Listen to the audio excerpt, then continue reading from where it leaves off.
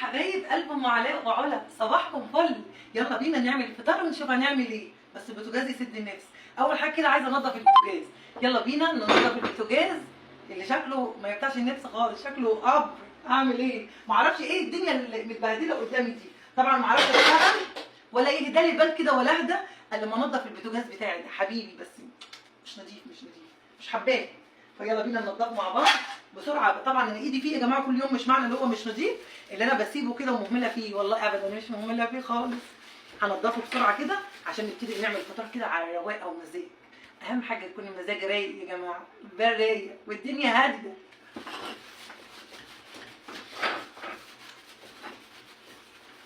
شايفين نضف على طول ازاي عشان تعرفوا بس النظافه برضه حلوه، النظافه من الايمان.